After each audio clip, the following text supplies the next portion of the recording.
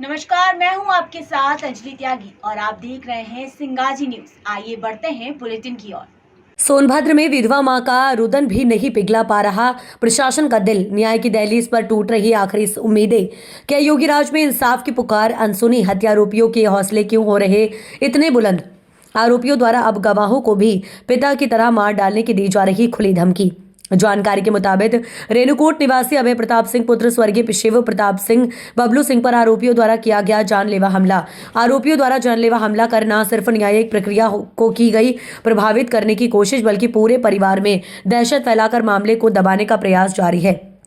पीड़िता सहित गवाहों की सुरक्षा पर क्यों नहीं उठ रहा प्रशासन का कोई ठोस कदम? पीड़ित द्वारा शासन प्रशासन पर खड़े किए गंभीर सवाल। क्या सोनभद्र में न्याय की राह अब चल रही है डर के साए में? आखिर कब मिलेगी पीड़ित परिवार को राहत? पीड़ित परिवार ने शासन प्रशासन से गुहार लगाई कि दोषियों पर सख्त कार्यवाही हो और गवाहों को सुरक्षा प्रदान की जाए ताकि न्याय की उम्मीद। क्या नाम है?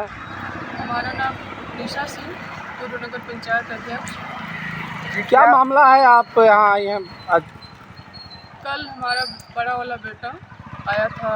एक हमारे रेणुकूट की बारात आई थी जिसमें हमारा बड़ा बेटा उसके साथ कुछ लोग उसके साथ आए थे और जो पूर्व के अनिल सिंह हैं जो हमारे पति का हत्या किए थे, उनके भाई और उनके साथ भी कुछ लड़के थे जिन्होंने लोगों ने वहाँ पे उतर करके हमारे बच्चे को गाली गलौज देते हुए और हमारे बच्चे के ऊपर मतलब जानलेवा हमला किए।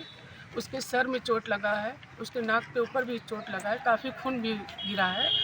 और हम लोग रात को ही कोतवाली थाने पे आ गए थे। वहाँ पे सीओ साहब भी आए हुए थे, थाना इंचार्ज साहब थे, चौकी इंचार्ज साहब थे।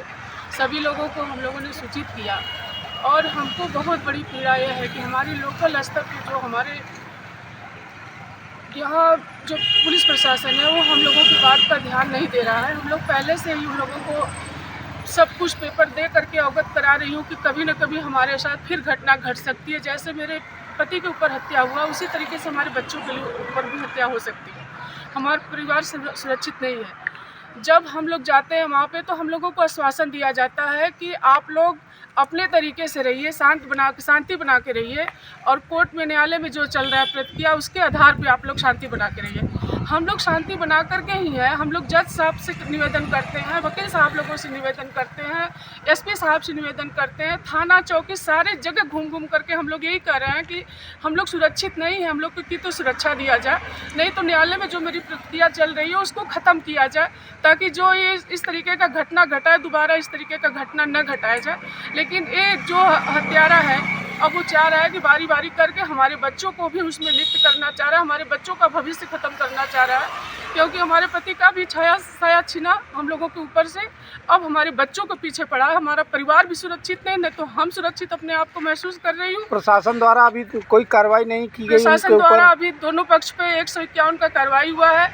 उसी कार्रवाई के दौरान हम एसपी साहब से अपनी बात करना चाह रही थी तो एसपी साहब को जो भी हमारे लोकल के प्रशासन ने समझाया हो वो संतुष्टजनक हमसे बात नहीं की है, इसलिए हमको बहुत दुख है, बहुत पीड़ा है। मैं इस पीड़ा को बयां नहीं कर पा रही हूँ।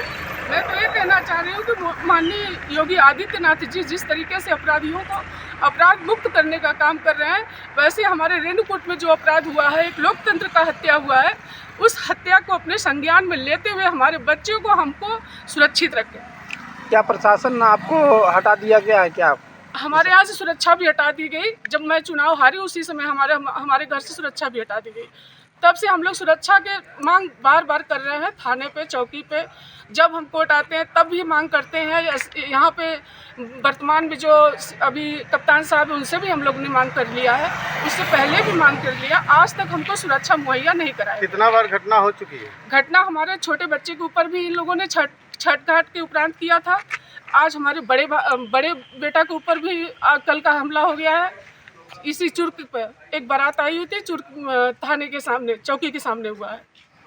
सुरक्षा ना रहने पर ही खतरा का जो है जी, हम तो सुरक्षा बार बार मांग रहे हैं कि जो भी हो सरकार के निगरानी में हो, सरकारी सुरक्षा रहेगी तो हम भी सुरक्षित रहेंगे और सरकार के पास भी हमारा सुरक्षा का जो कुछ होगा, घटना घटित होगा, उनके संज्ञान में जाता रहेगा। प्रशासन भी संतुष्ट रहेगी। अब प्रशासन से क्या मदद मांग रहे हैं? प्रशासन से मैं यही मदद मांग रही हूँ कि हमारे परिवार के ऊपर जिस तरीके से हमला किया जा रहा है उस हमला को रोका जाए। हमको न्याय मिले। जिस तरीके से हमारे पति का हत्या किया गया है उस तरीके से हमारे बच्चों का हत्या न किया जाए, क्योंकि हम लोग कहीं के नहीं होंगे। पुलिस अधीक्षक ने क्या आश्वासन दिया आप मुलाकात की हमारे तो? ऊपर पुलिस अधीक्षक महोदय ने कोई आश्वासन नहीं दिया है। उन्होंने अपने मतलब उसमें बोला है, अब जिस तरीके से नहीं हम कह पाएंगे, क्योंकि उनका मतलब कल के केस से वो संतुष्ट नहीं है। उनका कहना है सीधे सीधे कि दोनों पक्ष को मैं उस तरीके से लूँगा संज्ञान में कि दोनों पक्ष कभी मार नहीं करेंगे। अब क्या उनके अंदर की भावना है मैं नहीं बता पाऊँगी। जैसे मान लीजिए कि ये यहाँ सुनवाई नहीं होती है तो फिर आप कहाँ तक जाएंगे? अब इसके ऊपर जाएंगे, कोर्ट जाएंगे, जहाँ पे फिर न्यायालय में जहाँ चल रहा है प्रक्रिया वहाँ पे जाएंगे।